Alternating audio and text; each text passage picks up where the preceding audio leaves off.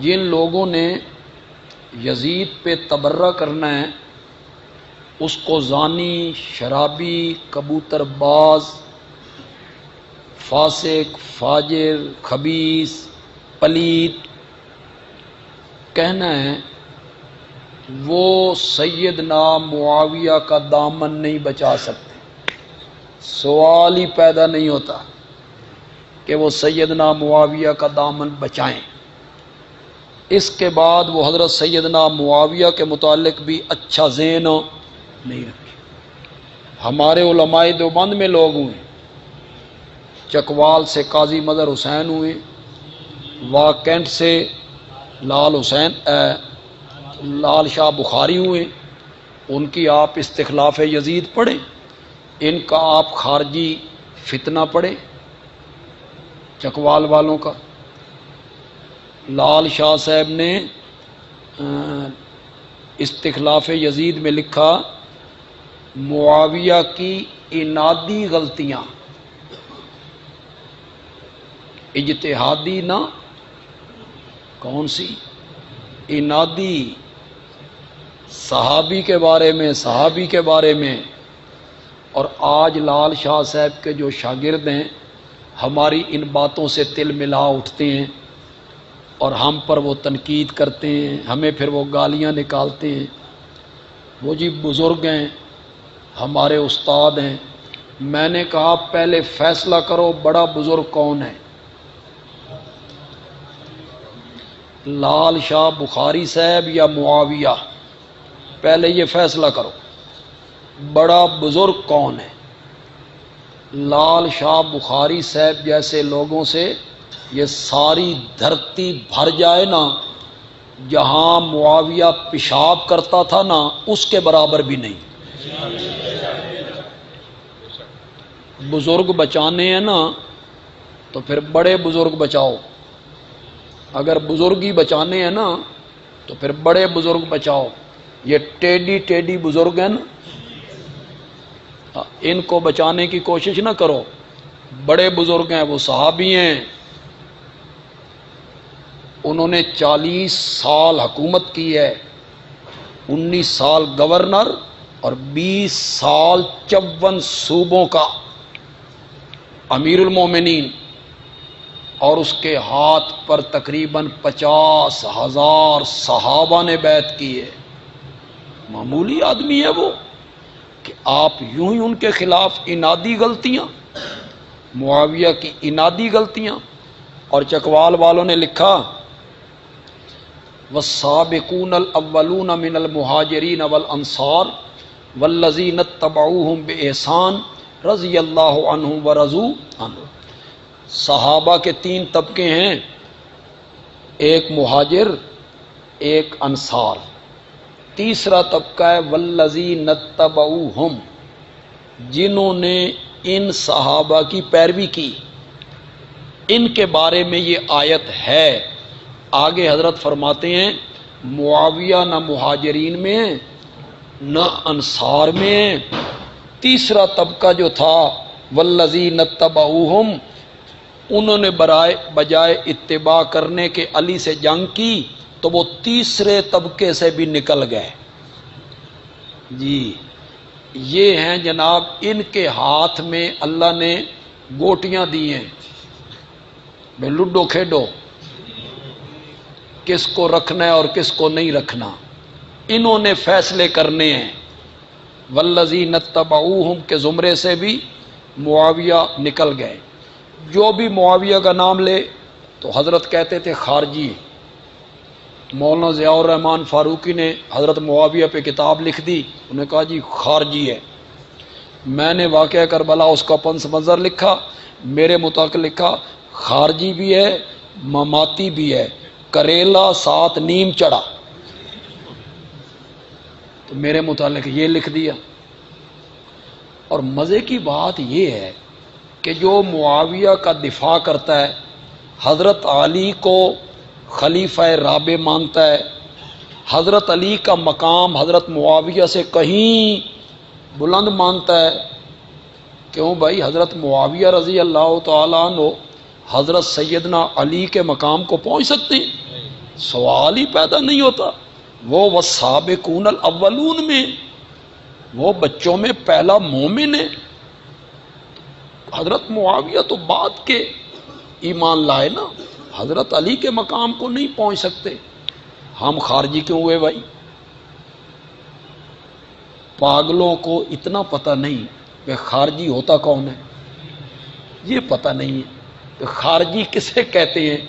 خارجی وہ لوگ تھے جو پہلے حضرت علی کی جماعت میں تھے، حضرت علی کے گروہ میں تھے، حضرت علی کی ولایت خلافت کو منصوص من اللہ سمجھتے تھے،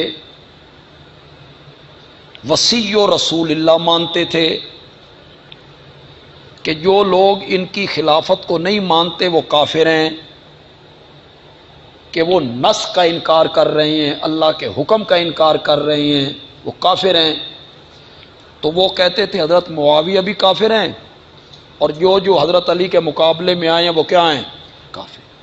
جب حضرت علی نے حضرت معاویہ سے صلح کی نا، تو پھر یہ لوگ کہنے لگے معاویہ کافر تھا، جس نے معاویہ سے صلح کی ہے نا الیاذ باللہ وہ بھی کافر۔ انہوں نے حضرت علی کو بھی کافر کہنا شروع کیا۔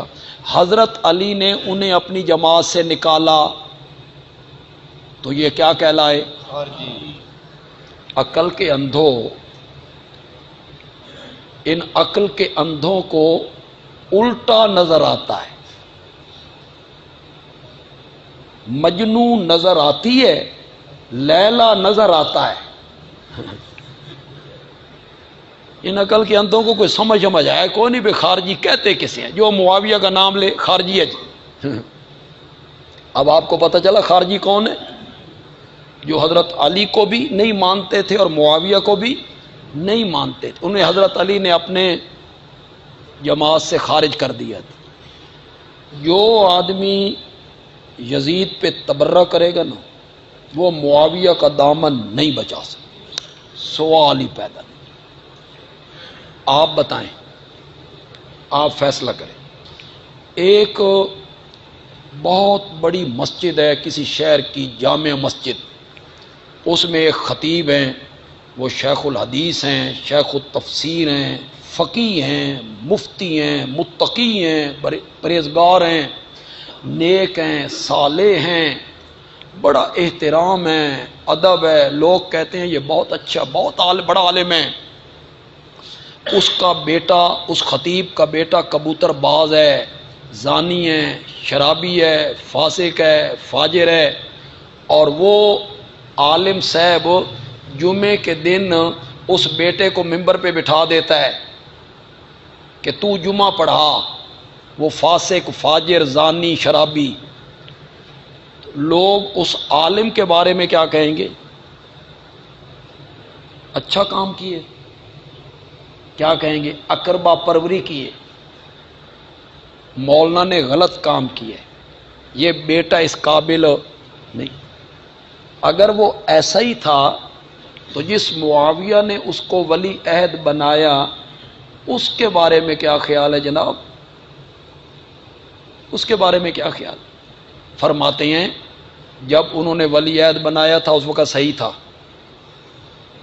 اس وقت صحیح تھا، بعد میں غلط ہوا۔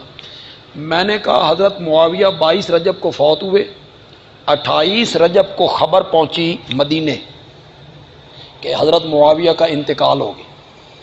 خبر پہنچی مدینے کے گورنر نے حضرت حسین کو طلب کیا اور بیعت کی درخواست کی گئی۔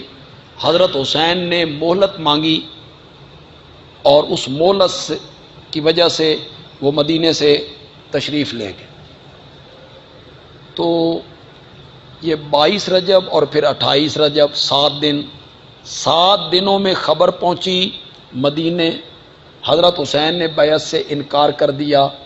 یہ فسق و فجور کی جو خبر تھی یہ ذرا تیزی سے آ گئی تھی، پہلے مدینے پہنچ گئی تھی، بے فاسق ہو گیا، فاجر ہو گیا، انہوں نے جو بیعت سے انکار کیا تھا۔ تو یہ کٹ حجتیاں ہیں ان لوگوں کی۔ مولانا محمد امین صفدر انہوں نے تجلیات صفدر میں، اللہ اکبر،